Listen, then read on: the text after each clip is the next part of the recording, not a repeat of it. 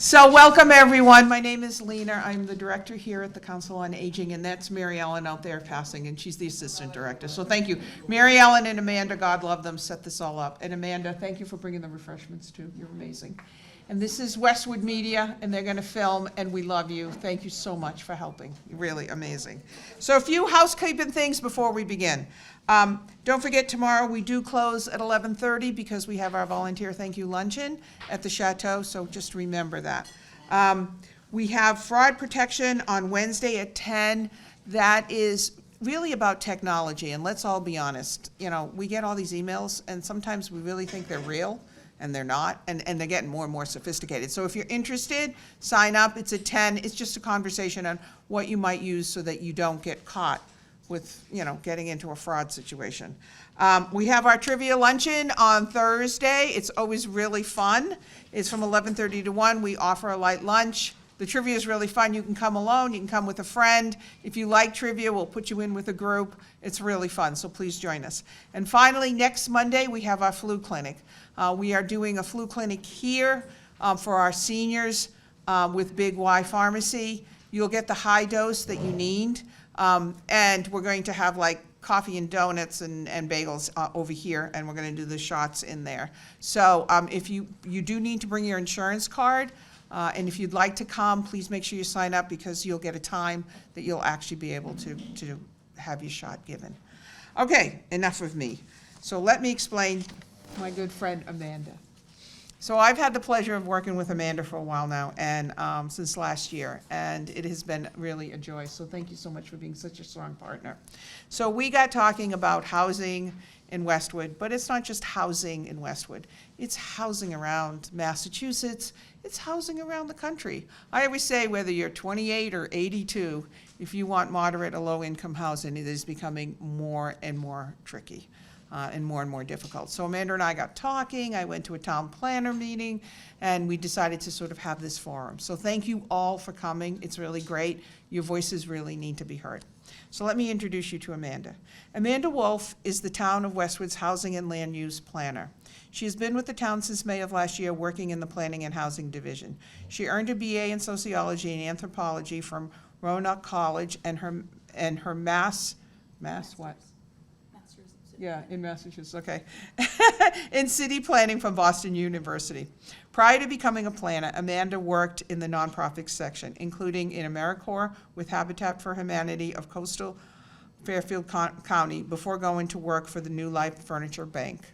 It is my pleasure to introduce you to Amanda, who really is wonderful to work with. Welcome, Amanda.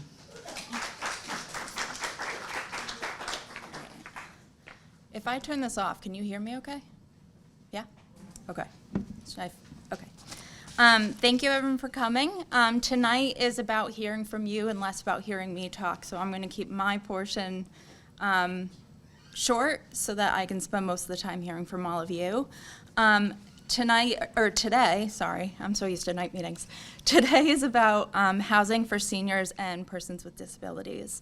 It's part of our 2025 housing production plan, which I'll describe more what that is, but it's a process we're in the process of doing right now. So we're going to first talk about what the 2025 housing production plan is. Then we're going to do a brief overview of the current state of housing in Westwood. And then I want to hear from everybody about housing needs. And then all the data that I'm going to use today is from the 2022 American Community Survey. It's the most recent set of data available. So obviously it's 2 years out of date, but it's what we have to work with. Is everyone familiar with the concept of group agreements? No? Yes? Okay. So these are just kind of guiding principles for the conversation. We are going to be talking about housing, and that can be sometimes a heavy conversation. And we're also going to be talking about vulnerable populations, and so we just want to be respectful of that. The first thing is make your best effort to use people first language. So instead of saying disabled, we'll say persons with, yeah? You can't hear me? Okay. Is that better? Okay. So instead of saying disabled, we'll say persons with disabilities. That being said, you can speak to your experience. If you have preference in language you want to use, that's okay. When it comes to housing, we're subject to the Fair Housing Act.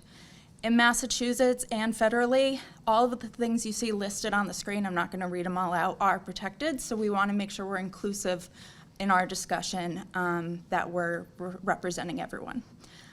Respect privacy. Don't use any personal identifying information if you're discussing someone else. And then just keep in mind today is filmed, but share as much as you're comfortable. Everyone on the same page with that? All right. So the housing production plan guides future development of housing, especially affordable housing. Every 5 years, a municipality makes a new plan. The Housing Partnership and Fair Housing Committee, which if you're in it, raise your hand. Joe? We have a couple members here today. Lead this process. So we kicked it off at the end of the summer, and now over the next several months will be a series of events and engagement opportunities. Once it's developed, it'll be approved by the Executive Office of Housing and Livable Communities. You might formally know them as DHCD or the Department of Housing and Urban Development. They recently changed names. And then what it does is it sets goals and actions to ensure we're serving community needs, but also maintaining our 10% subsidized housing inventory. Right now, we're exceeding that 10% threshold, but we always want to make sure we're staying on top of that. And then lastly, the plan will be used to develop the town's affordable housing policy guide that will set policies for all future development of affordable housing. Okay. While I still have your attention, like I said, this is just one event of many. The survey, which Lena brought up, you can take it online or get a paper copy from here, Town Hall, or my office over at Carby Street. And that closes November 27th. We want to hear from everybody, regardless of age, and make sure we're understanding your experience. On October 17th, there's going to be a visioning session where we're going to talk about housing more broadly. That is at the library. Our meetings for the Housing Partnership and Fair Housing Committee are open to the public. They are via Zoom, so you can always see those on the town calendar on the town website. And then lastly, at the Westwood Public Library, there's a display where you can check out a book on housing if you would like, share your housing vision, there's cards you can fill out, and then also, that's our mascot, Housey. He's on display at the library. And any more information you want to know is at that link there, which I will share again. Okay, so first I'm just gonna talk about some data. We're not gonna go into everything today. That's to give you a sense of what we're looking at in Westwood. So as Lena said, obviously we're in a housing crisis, and it's not specific to Westwood, it's not specific to Massachusetts, but we are seeing those impacts here. So if you look at income, the median income for 2022 is over $192,000, and this is household income. We're seeing that the moderate income earners is slowly declining year after year, and we're seeing the number of people earning $200,000 or more increasing. At the same time, we're seeing poverty increase. So this from 21 to 22 was the largest jump in at least 10 years that we've had. The last comparable poverty rate that we saw in Westwood was in 2012 at 3.3%. To give you an idea of what, how that compares to our history. So what we're seeing is a growing divide between lower and moderate income earners and higher income earners. Then there's age distribution. Over about half of the households in Westwood have someone age 60 or older. A quarter of the population is age 60 or older in Westwood. So that is where probably one of the biggest housing needs is right now. The other thing we're seeing is the smallest age group is 25 to 39. So there's a group we're not serving because they clearly aren't having the opportunity to live here. And if you have any questions, feel free to raise your hand. We have a microphone. But yeah, don't hesitate. Yeah? Will that information be available for any, like a packet or something? Yes, so this is all going to be in the plan, and I'll have this first draft of this section ready in the coming weeks, and it'll be posted online, and I'll share it with Lena so it can be shared. But we have all sorts of data. This is just some that's selected, but we can definitely make that available. All right. Looking at race and ethnicity, Westwood is predominantly white, with very few identifying as a person of color, and then 3.7% identify as Hispanic or Latino. So it is a pretty homogeneous population, which shows that there could be some work in making sure we're inclusive in our housing. And then looking at adults with disabilities, 7.4% of adult residents identify as having a disability. That's not necessarily all inclusive because this is based on American Community Survey data. So what people identify as having a disability, like people have different definitions. They maybe do qualify but don't consider it a disability. So keep that in mind, that it's probably not as fully accurate as it could be. And most of that is hearing difficulty, ambulatory difficulty, and independent living difficulty. Just so you know, self-care disability means you can't bathe or dress yourself, and independent living difficulty means you have trouble with day-to-day tasks, and I think the rest are pretty self-explanatory. Okay, so this is our current housing stock in Westwood. Most of the housing is single family, with the second largest portion being larger multifamily developments with 20 units or more. And then if you look at what that is broken down, so we have 5,760 units as of the 2020 census. That's when they recalculate it every 10 years. 13.9% is age restricted. 11.3% is subsidized in some way, and 2.4% is supportive housing. So looking at that in more detail, 1.5% is memory care, 0.5% is housing for persons with disabilities, and 0.4% is senior assisted living. So one of the, Lena touched on it earlier, right now the crisis is affecting everybody in different ways. And so a lot of the recommended housing solutions are evolving to include production of housing that is more inclusive. So that means it's affordable, accessible to diverse needs, intergenerational, and allows people to live with dignity. Examples of this are accessory dwelling units or accessory apartments. Some of you may have been noticing lately in the news. They just recently made ADUs by right in Massachusetts. That was in late August. That law takes effect in early February. But essentially it can be built above your garage. It can be a detached building in back. It could be an in-law suite. There's different ways an ADU can look. But that's one of the ways. And then there's also home share or co-living. This is a newer concept. Boston did a pilot of it in 2017, and there's a bunch of companies that now do this, where seniors, primarily, people who are now living in their home without any children but have all this extra space, they rent out their rooms, so then they get a little bit of income, and then a secondary service will help vet tenants to make sure it's someone that's appropriate to live in your home, and then in some cases they can even help you with day-to-day activities. The other concept is group or cottage living. This would be like the White Oak Cottages at Fox Hill, or any of the LifeWorks group homes, where you maybe have your own room, but you share everything else.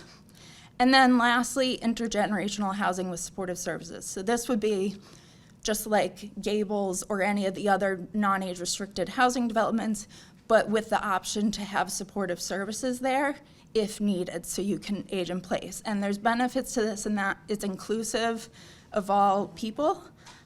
So it's not just seniors that can live there, it's not just persons with disabilities, you get a mix of incomes. You have less isolation and more social interaction. They find that people do better in this environment because you're with people at all different stages of life. It allows proximity to family and caretakers in all of these, where you can be near someone, whether it's your son or daughter or your caretaker, whoever it might be that can help you with your day-to-day. Most of these are adaptable to changing needs. You have reduced home maintenance responsibility and assistance with daily tasks. And then two of these, so the ADUs and home share, provides income in certain cases. So if you have an ADU, you can rent it out to somebody, or you can live in it and rent out your home. And then same thing with the co-living, you can rent out a room. All right. So now we're going to switch to hearing from you. This is informal. We want to hear from everyone. The goal is to not hear me talk too much. And so I'm going to just open it up with the first question. We do have a microphone. Please try to use it because this is being recorded by WMC, and so we want to be able to pick it up and make sure we have it in the recording. So if you have a response, the first thing we're going to touch is how does the current housing inventory benefit seniors and people with disabilities? So, like I said, we're opening it up. Oh, Chris.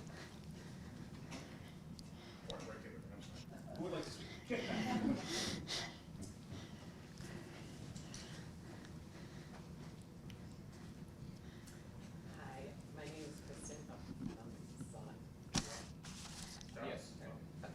My name is Kristen, and I've been renting here since 2018. And it's more of a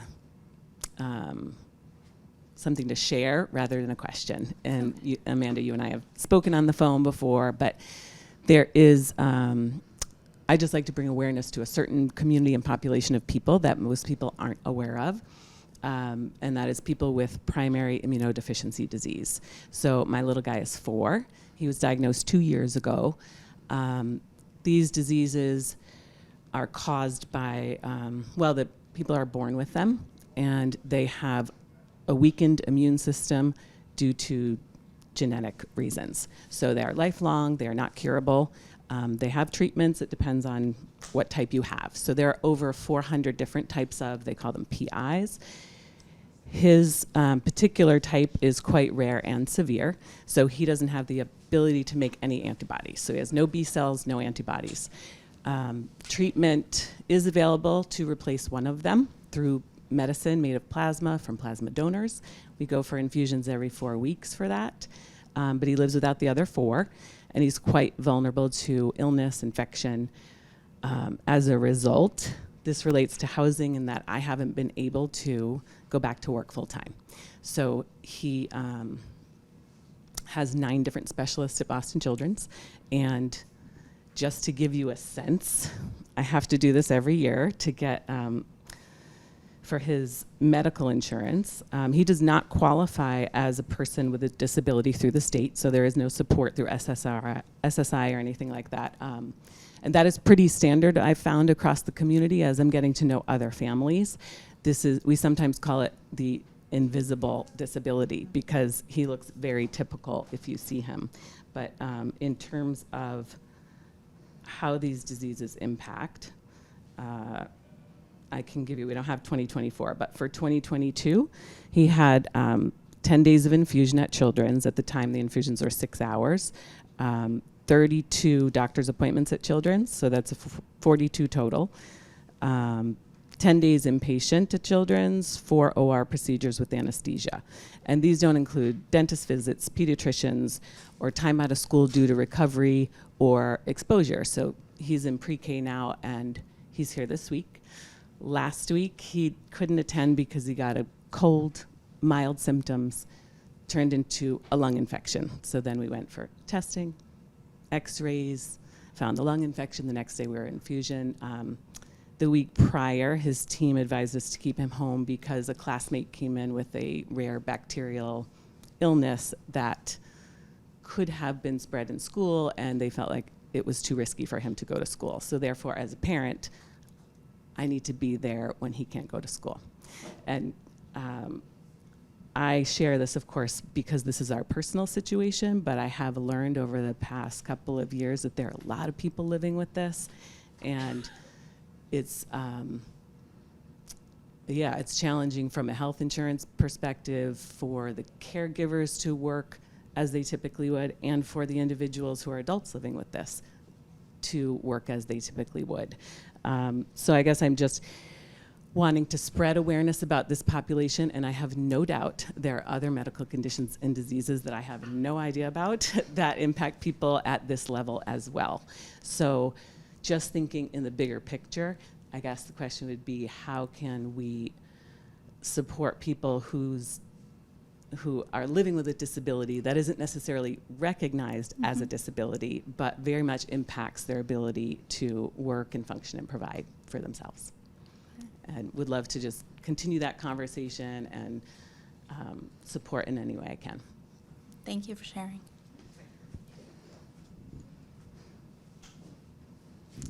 Tell me who you want me to go to. Up front, I think you had your hand up first in the blue. I actually had email conversations with you. You know me, Donna. Actually, I don't need a mic. It's for the sake of the recording, yeah. Just for the people at home who Oh, can hear later. okay, yeah, that's fine, because I have a big mouth. I'm little, but I have a big mouth. My situation, you may remember this. I'm living with someone, it's her house, and she owns it. It's considered a multifamily. So I'm sharing her apartment with her. And they've been really, well, but she's been really good with me. It was her, you know, she and her husband split years ago. So I'm living with her, sharing a thing. Luckily, it's only $500 a month. They've never raised the entire thing, okay, which is good. She is planning on selling her house within 2 years. She's British, she's not an American citizen. And I have already, a year or two ago, already applied for CHAMP housing. And a friend of mine who's also not doing so well, but he has his own situation. So I have an application in to 12 towns other than Westwood. I know more what's going on in Westwood, and there was the place, I think on Route 109, that I was told by somebody named Bouchard, I don't know what her last name is. Sarah. She said I don't qualify. So for that, and so I'm caught with a rock, caught, you know, with a lot of things. I don't have family. My husband passed away 6 years ago. I don't have family left at all. I'm a type 1 diabetic, and last year I found out that I have a serious heart condition, and I have spinal stenosis and all kinds of things going on. So far, I'm okay. I can drive, I can shop and stuff like that, but I'm type 1 diabetic, and so I'm concerned about even living where I am, because my tax preparer, who's now my executor, he wants me out of there as fast as possible, because my bedroom is on the 3rd floor. And he's afraid that one day I'm going to have something going on with me and I'm going to careen down the stairs. So ideally for me, if I can find a place that the rent is relatively good, I mean, very easy to get along with. I am a vegetarian, but that can work. But, so that's kind of like my situation. There's a lot of fear and anxiety because I don't have family. I lost my husband, and it's like, what do I do next? So that's my basic situation. Thank you for sharing. Oh, and sure. just for those of you that don't know, she referred to CHAMP. So if you're familiar with the concept of a housing voucher, if you receive one, it subsidizes the cost of your rent. Usually you only pay 30% of your income if you qualify. To give you a sense of the wait for that, it's 5 to 10 years for a Massachusetts MRVP voucher, and if you're going for a federal Section 8 voucher, it's 17 to 20 years on average. So that's what people are, yeah. Yeah. That being said, if you ever need assistance applying, there are priority statuses for certain people. You're welcome to come to me. Additional questions? Yeah. And just remember, we're talking about strengths to begin with. Thank you. My name is Jessie, and kudos to the mom going in and out of Children's Hospital.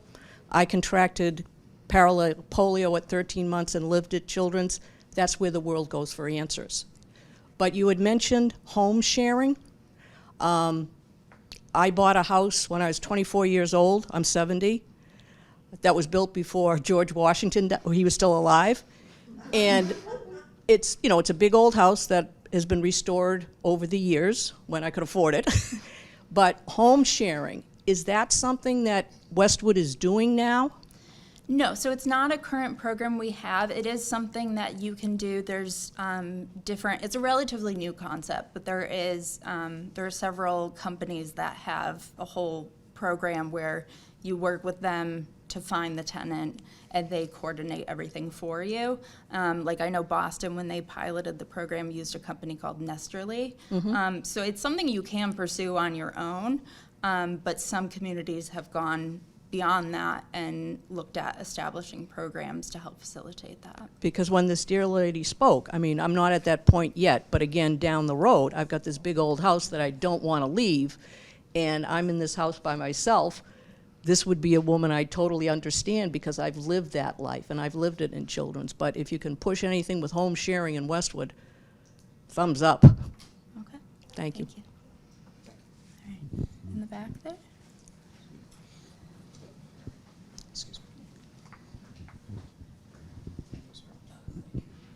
Yeah, my name is Nadeem, and along the lines of what you just said, me and my wife have been here in Westwood since 1986, coming up almost 40 years. And our daughter now decided to stay in Westwood too, so she's been ever since she was born here, lives just a few homes down the street from us. But now as we're getting into our senior phase of our life, you know, we were like, okay, I think we need to kind of move in with the kids or the kids move in with us. So we were considering like an in-law suite, but found out that town is not very friendly towards that option. And I know you touched upon that a little bit, and I'm just kind of curious, because from what I understand, the town gives only so many permits during a year to families to build that. To me, it's like, okay, well, we're the lucky ones that get the permit, and why can't the others, right? So just kind of curious where we are going towards allowing that. Okay. Yes, so right now, so like I said, the housing bond bill passed in late August in the state. That entailed a lot of things, but one of those is mandating ADUs by right up to 900 square feet or half the square footage of your total home, whichever is less. And what that does is it makes it so that whoever wants one, as long as they can comply with setbacks, height restrictions, things like that, you can build an ADU. Right now, there was a brief discussion at the last planning board meeting last week of discussing warrant articles for May 2024, and that will likely be one where they'll look at revising our bylaw. No matter what, the law takes effect and automatically becomes by right in February, but we're going to revise our zoning bylaw to be compliant with that to make it more accessible. We're just looking at, we haven't figured out the how of it or anything like that, but you can tune into planning board hearings the more we discuss that. So if I understand that correctly, there still be limit on time? So you're going to remove that limit, and whoever wants, as long as they're compliant within the guidelines that you have. Exactly. That's quite a change. That's incredible. That's good to hear. So that will be effective coming February, you said? February and, ooh, I'm clicking things. Yeah, come February, and we'll be releasing more information. We're still, all the towns are still trying to figure out all the details of it. We haven't gotten guidelines as to what that bylaw can look like, or what all the rules are. So it's still a learning process for us, but as we know more, we'll share accordingly. Perfect. But it's new territory for every town in Massachusetts Awesome. right now. Thank you. Thank you. If I can just add to that? Oh, yeah. Just, so the current law, as Amanda said, is February. There has been some rumors that they may be extending that to allow the state agency to provide the guidelines to the community. So we just, as of right now, it's February. We don't know if it's going to change. We're still waiting on the Commonwealth. Did you say it could come sooner? No, if it came, it would come later. Oh, later. Yes. I was just trying to understand. Sorry. Well, let me give you the expert here. I just want to add a couple more comments on that. So right now, it is a special permit process in Westwood. The special permit would not be enforced going forward, but even over the last 30 years, we've had special permits allowable for accessory apartments. We allow up to 2% of all single and two-family units in town. That's just over 100 units. We only have given out permits for about 70 because people have only applied for that many. There has not been a special permit for an accessory apartment denied in over 15 years, as long as the special permit is for a unit that meets the bylaw. So the bylaw right now says that your building can be, your apartment can be in a house, it can be behind a house, it can be in a garage, but it can't exceed 900 square feet. So for people who are looking for a much larger apartment, that's not an accessory apartment. So if anyone is unable to apply for the special permit now, or would be unable to go forward with a by right accessory apartment, it would be because of the size. So you can go up to 900 square feet. There's a limit. If your unit is more than 900 square feet, could you still build it, just not have the different accessories that makes it an in-law suite? No, so what that would be is a two-family home. So if you have two units where there's the principal unit and the accessory unit is more than 900 square feet, it's a two-family home, and then it's only allowed in the general residence district. Thank you, Nora. I just wanted to add to that. My name is Brian Clark. I'm director of the Autism Support Center over at LifeWorks on Clapboard Tree Street, and we do have a couple group homes in the area, but this ADU bill has been one of the major legislative advocacy priorities for people with disabilities for quite some time, so this is huge for the disability community. Not only for situation, this is where senior housing and people with disability housing cross over a lot, because a lot of your situation is very common, but a lot of people with adult children with intellectual developmental disabilities or autism oftentimes are, the percentage of people that actually get a group home are, less than 5%, right, Pam, or even less than that. So the number of people with aging children with disabilities, this will be a huge benefit to all towns as well as people in your situation. So I just wanted to add that. Thank you.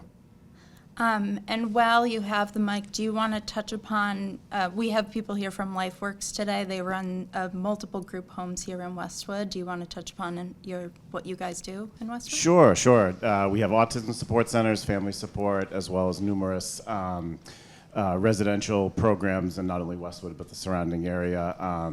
Pam can speak more to the residential component, but just outside of residential, we serve hundreds of people in Westwood that have autism or another intellectual developmental disability. And a lot of times, the big last couple of years, we've been helping more and more people apply for those housing lists that Amanda referenced and getting on these lists. Because even if it's a long wait list, you got to get on them because you'll take that phone call in 5 or 7, 10 years. It sounds like a long time, but if you've got a situation like that, you'll take it. So our job is to help families that come through our doors. So if anybody in this room knows somebody with any type of autism or intellectual developmental disability, you refer them to us, and it's our job to help what they need to do next. And a lot of times that is housing. So I'll let Pam take over from there. You did such a good job. Hi, my name is Pam Henderson, and I oversee more of the residential aspect. So Brian has one piece of it, and for me, I oversee our individual home support, so individuals with intellectual or developmental disabilities that live in the community independently, and we provide a certain amount of hours per week of services, generally no more than 10, so it's usually 6 to 10. And I can say that every single person that we serve, the concern is not being able to get affordable housing because they just can't afford what the cost of housing is, right? They're living on Social Security benefits and a part-time job that they're very limited because with Social Security, they're only able to earn so much money, which I know everybody knows about here, right? So it's a little bit frustrating. It's a catch-22 because they want to work and want to do things, but then they can't make enough money to live independently. So we also have a group called the Turning 22s, which is important for us. In residential, that's when you're able to be able to receive services residentially. So at what Brian was speaking of with the traditional group home setting, where we do have 3 houses in Westwood, and then we have 19 total in the surrounding areas. And it is a very long waiting list for that too. Probably most likely the same as what you're hearing, 5 to 10, But what we do try to do is even someone in the group homes, we do try to have them sign up for affordable housing as well, because within the houses, actually each bedroom is considered a unit, which is supportive of the towns reaching particular numbers. And I know that you said, Amanda, that we're fortunate in Westwood because we're over that 10%, but still, it does make it nice. But I will say for anybody that we're serving that is turning 22, we immediately put them on waiting lists. and because they just can't live independently, they have to still live with family or in that group home, so they're kind of locked into that until they come up on these lists. So. Thank you. If you don't mind, I have a follow-up question for you. Are the schools in touch with this process? And do the schools, the Westwood schools, especially the special ed department, tell the parents when the children are 7, 8, 9, 10 years old what the process is going forward? Does all the parents know about that? No, they don't.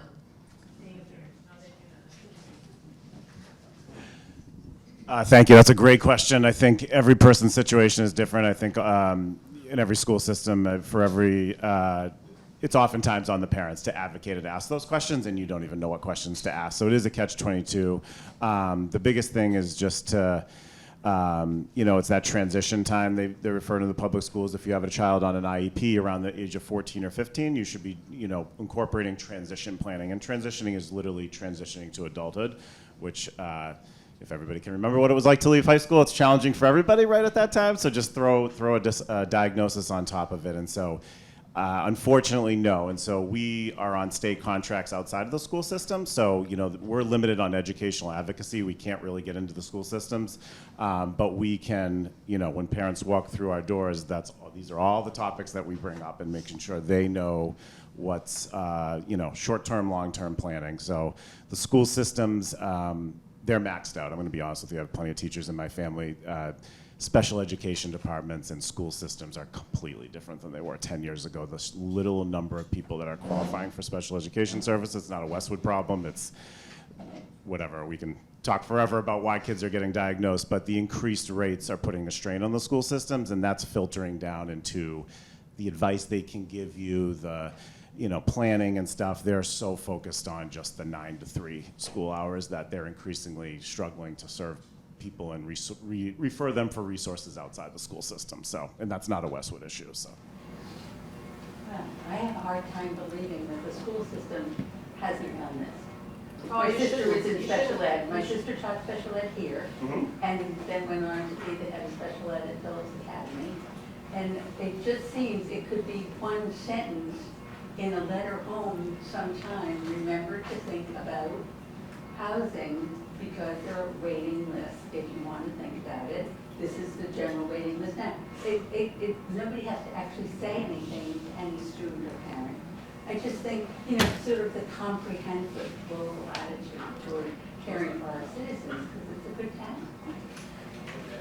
the last thing I'll add is that every school system should be offering a transition conference every year, and sometimes they'll partner with other school systems, and that's specifically around entering the adult service system. And so that is usually offered at every town, I think every year, Pam, as a requirement. So that's where parents should really go to those transition conferences, because we're there. There's tables all over the place, and it's all to answer these type of questions. So I don't know if you refer to that as outsourcing, but they're oftentimes throwing these things on conference and workshops rather than on individual planning meetings and stuff, which is not a good thing, but that's where it is. At least it's covered. You're telling me it's covered. Right. In the back there, she's had her hand up. Hi, my name's Joan Lehman. For all of you who haven't applied for Section 8 housing voucher, because you think, hi, Brian. Brian's terrific, by the way. You should go ahead and apply. My son's applied at 18. That's as early as you can. So if you have a child who's approaching 18, at least get that started. It only took about 7 years. Everyone said, oh, no, you'll never get it, you'll never get it. And then one day we got a letter in the mail that said, voila, you have a Section 8 housing voucher. Our problem was we wanted to find an apartment in Westwood that he could use the voucher. There just really aren't apartments here. So I'm trying to figure out what is Westwood's plan to build apartments. Isn't there some ruling that if you're part of the MBTA system, you have to build X amount of units that are low cost? I know Milton had a big brouhaha over it. I don't know whether that implies it has to be apartments or just low cost small houses. So that's my question. What's Westwood going to do? Because he lives in Norwood. I'd rather have him come to Westwood, to be honest with you. It's close to me. Thank you for your question. I see Nora standing Nora. up. I'll let her. Hi, I should have introduced myself. I'm Nora Loughlin. I'm the Director of Community and Economic Development. And I can tell you that what the law you're referring to is the MBTA Communities Law that requires communities that are near a train station or have a train station within their jurisdiction to have a certain number of acres zoned for multifamily housing. So in Westwood, that number is 50 acres, and Westwood Town Meeting voted last May to incorporate what we're calling our mixed-use multifamily district that covers 50 acres. There's no requirement in that law to build homes, to build multifamily apartments. The requirement is to zone land so the developer can build them. So Westwood already has the Gables housing complex, which has an affordable component. That has 350 apartments, 1- and 2-bedroom apartments. We also have 12 apartments in Islington Center. Those are all 1-bedroom apartments. And there's a complex that is under development now that will create 160 apartments on Everett Street. So that's something that's in progress, and that's under our mixed-use multifamily residential district. I think the Gables and the other complex you're referring to was lottery. So you had to apply, You had to apply for a lottery, I believe. What I'm looking for is just some place where my son can take his he can take his Section 8 housing voucher and just move into an apartment. That's what we're struggling with. We just can't find available apartments in Westwood. I mean, Norwood's fine, but he should be here. This is where we are. Okay, so 2 things. One, affordable apartments always require a lottery if it's an affordable, deeded affordable apartment. So in the case of Gables, 69 of the 350 apartments are affordable apartments, and the initial renting of those was by lottery. There's a list that they keep now that anyone who's interested in an affordable apartment qualifies, they can have their name added to that list. And that's the case with all multifamily apartments that allow affordable units.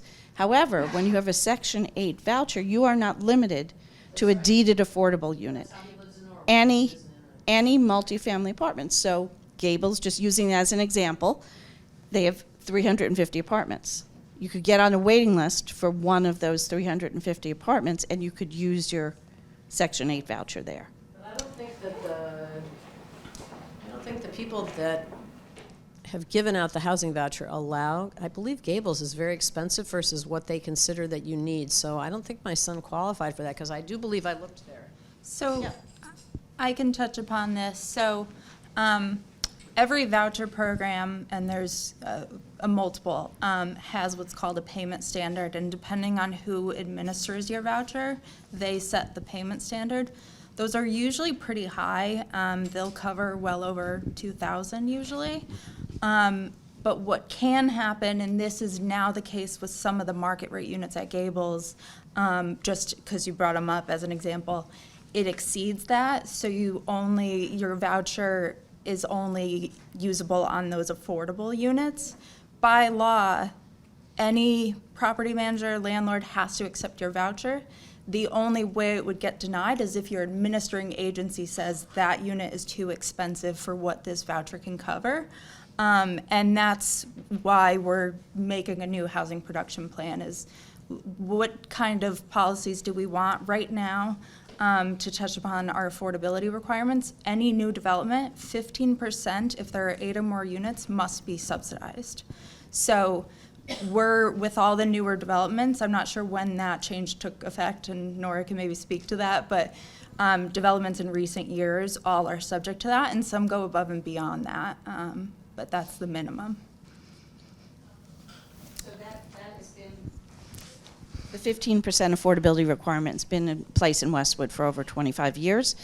The first large-scale multifamily housing complex was Gables. So that was the first time it was applied to a multifamily housing complex. But for any special permit housing, even age-restricted special permit housing, anything that something like Fox Hill Village, any type of multifamily housing or special permit housing requires a 15% affordable requirement.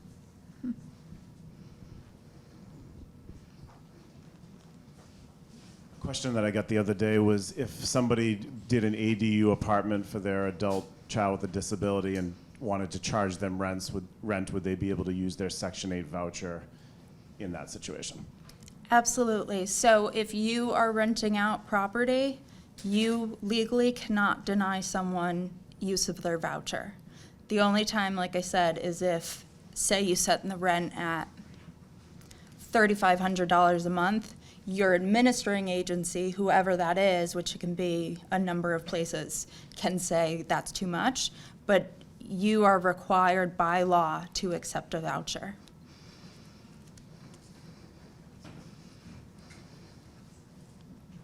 This is a Nora question. Nora, what square footage triggers stretch code?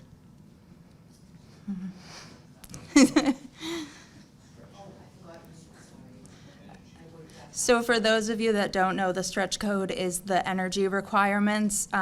Last July, the newer requirements took place, so that's what they're referring Yeah, to. so it's any new construction, starting at 1 square foot, and any renovations of 1,000 square foot or more, and that's per year. So if you're, say, renovating a house little by little by little, you could renovate 1,000 square feet at a time.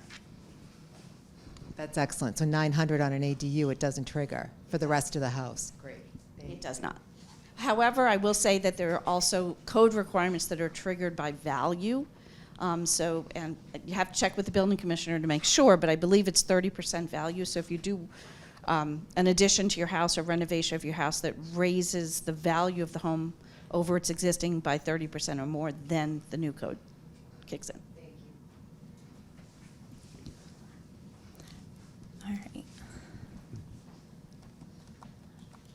Before we move on, and the conversation's open, the questions are just to kind of help get people thinking, so we're not locked in by this. But is there anything else people wanted to add for strengths of what is done well right now in Westwood? Are there things you like about the housing options?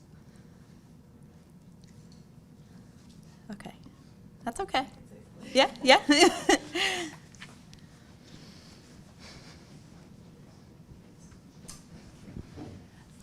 When I initially reached out to you when we had that conversation, I was impressed that we have an affordable home ownership program. So I wasn't aware of that, and yeah, I think that's a strength. Yeah, thank you. So for those of you that don't know, in Westwood, we have several dozen properties that are deed restricted, so you purchase them if you qualify by income, so same thing as like an affordable rental, except you purchase the home. So that's been a really beneficial program in Westwood. We have both condos and single-family homes scattered throughout town that are subject to those deed restrictions, and what happens is any time they come up for resale, it goes to another income-eligible family.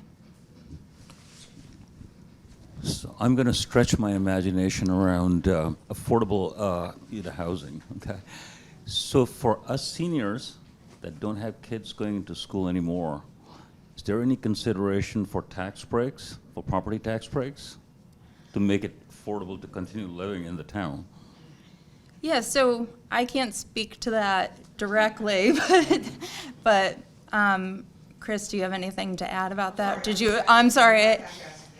So Chris, for those of you that don't know, Chris Coleman is our town administrator. You want to repeat my question? Did you hear his question? I did not. We were chatting. It's Lena's fault. Totally on me. So what I was saying was that the senior citizens that have been living in the town for a long time. How come I never see you? You need to come to our program, Joe. Man, she's getting offended. She's trying to shut me out. This is really a recruitment tool for Lena. So I just turned 70, so I'll have a lot more time on my hand to participate now. But that's okay. That's okay. But we obviously don't have kids that are going to school anymore, thank God. But I'm still paying a lot in property taxes. And the question is, not having kids going to school, I still want to continue living in the town, but boy, it's becoming expensive, from a property tax perspective. So any consideration in giving breaks to parents that don't have kids going to school? As far as any exemptions that I'm aware of, that specific question, I'm not aware of that yet. But we do have a number of exemptions that you may be eligible for through our assessor's office. And you should also learn about the tax work-off program. Because that can, there's a tax, I don't need the mic. It's for the recording. The tax work-off program. Come see me. It's already done, but you can do it for next year because we've already done it for this year. But come see us during the week, and we can give you all the information on the tax work-off program. Okay? And right here, absolutely, right? My name is Lena. I'm a wallflower, but you can find me anytime. Please come see me, and I'll give you all the information. Okay? Thank you very much, Wallflower. All right. So it sounds like more access to information about these things, so you know what programs can be taken advantage of. All right.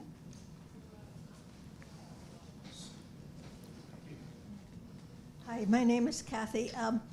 Is it true that most of the subsidized housing is owned by private individuals or corporations, that the town itself does not own many units? Years ago, when Westwood Glen was built, I think the town owned it and then turned it over to a private corporation later. Is that true? No. So right now, Westwood only has private affordable housing. So we don't have any public housing. So the town does not own anything directly. That being said, all the new developments are subject to these affordability requirements. So new affordable housing is always being created. While we don't own anything directly, we do conduct compliance monitoring. So for any properties that are what we call local action units, which is part of the local initiative program, it's a localized way of developing more affordable housing. We check in with them once a year to go over, making sure they have people that are income eligible living there, talking about kind of what rent is reasonable, things like that. And any that aren't local action units are monitored by the state or a secondary monitoring agency. So even though we don't own anything directly, we're closely connected with all of them. And then also the Housing Authority has a nonprofit arm called WAHA, or Westwood Affordable Housing Associates. And they, even though they're a private entity, work very closely with the town and have 14 units as well. I just wanted to go back to Nora, what you had said earlier regarding the 50 acres of land regarding the MBTA piece. Is that something that you had said that builders would have to come? Is that something that people could reach out to you and say, if they're looking to, say, build something like this, like a group home or something of that nature? Is that something that we're able to do? So anyone who has any questions, there's a map on our website, but you're welcome to call me and I can point out where the properties are. And then anyone who's interested in developing them would have to work with the current owners to purchase or lease the land for development. Okay, but it's an option. It's an option. Yes. Okay. And also we have other districts in our zoning bylaw that allow multifamily housing. It's not just the what we call Mumford district. So there's several ways, even if you're not within the Mumford, there's other ways you can go about developing. Just one more comment. As specifically to group homes do not have to be in a multifamily zone. A Yeah. group home can be in any district. Correct. Yes, thank you. Thank you, Norm. All right. Just another question to get us thinking. Are there any needs that you feel aren't being met currently? I know we've already touched upon this a little bit, but is there anything else people would like to add? Yeah. Just microphone's coming behind you. Hi, can you tell me what is meant by affordable housing? Is there sort of a dollar amount involved in that, and what that may be? Yeah, so there's, I'll try to give I could be here for an hour explaining the whole program.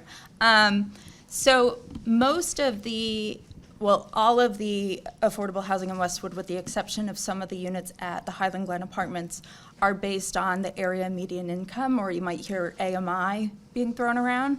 Right now, our zoning bylaw only requires units to be 80% of the area median income. What has been happening in recent years, and this is where the challenge comes in, is We are in what's called the Boston, Cambridge, Quincy metro area. So that covers basically all of eastern Massachusetts and into New Hampshire. HUD, so the federal government, calculates what the median income is for this entire swath of the country. They then use that number to calculate the max rents and therefore the eligibility for affordable housing. Because this is a very affluent part of the country, like it's not necessarily a direct reflection of Westwood, it's the entire area we're in. Those rents and the income requirements are going up, up, and up. And that's a problem that's happening statewide where housing that was originally developed to be affordable is becoming increasingly inaccessible. One of the things we've done to combat that is with some of the newer properties. So for example, 436 Washington Street, which is under construction right now, and then 22 Everett Street, we put in their agreement with the town that rent increases can't be more than 5% year to year. So we're trying to work around that. That'll only apply to new developments. We can't retroactively change existing developments. But that's one way to combat it. And so that number goes up year to year. For a household of one, the income requirement is like $91,000 as the max. So a lot of people qualify under that. The good thing about the numbers being so high is more people qualify. The flip side of that is that it affects the rents, and that's the challenge we're facing. So with 22 Everett Street, which is the 160-unit development that Nora mentioned earlier, we got the developer to agree to 3 units that are 60% of the area median income. So they will be a deeper affordability for people to make it more accessible.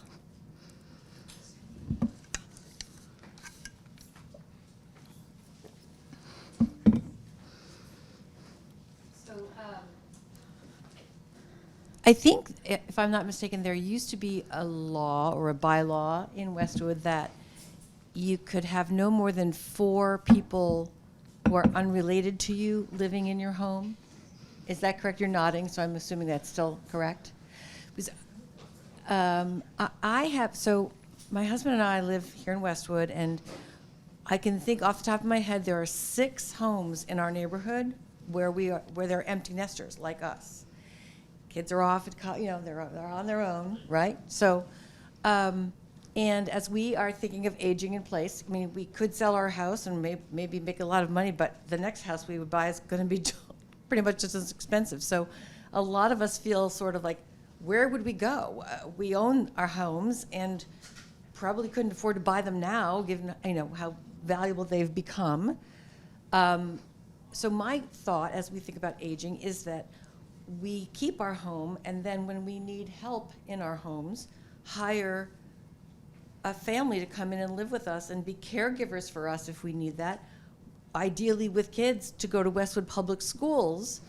And I'm trying to think of, is that, are we limited in that to have 4 people? We can only have a married couple with 2 kids come take care of us? Nora, help me. So what you're referring to is the definition of family that goes into determining if a property is a single family, 2 family, 3 family. And that definition says that a family is no more than 4 people who are not related by blood, marriage, or adoption. What that means is that if you had a house that had 2 separate families, they were related to each other, but not between the families, that's fine. You just couldn't have 4 separate groups so that no one was related to anyone else. So that wouldn't be a problem to have one other family. One other thing I wanted to point out, we do have a section in our bylaw that allows for conversion of historic homes. So if you have an older home built before 1938, you can apply for a special permit to turn your single-family home into a 2-family home. So it could actually have that. That's one way to get around the 900 square foot requirement for an accessory apartment. You could actually turn a 1-family into a 2-family, as long as you meet the terms of the bylaw, specifically that the property still looks like a 1-family from the outside. I just want to be mindful of the time. We did say this would go till 2. That being said, is there anything else people wanted to share or feel wasn't covered, or any questions you have for us? And I'm also able to stay after if you have any questions or want to talk to me. No? All right. Okay, so just a quick plug. 436 Washington Street is a new property under construction right now. Upstairs will be 5 affordable units. Their starting rent is about $1,900 a month for the first year. Because it's a brand new property, it will be a lottery format, and then like we were explaining earlier, it'll switch to wait list once the initial units are filled.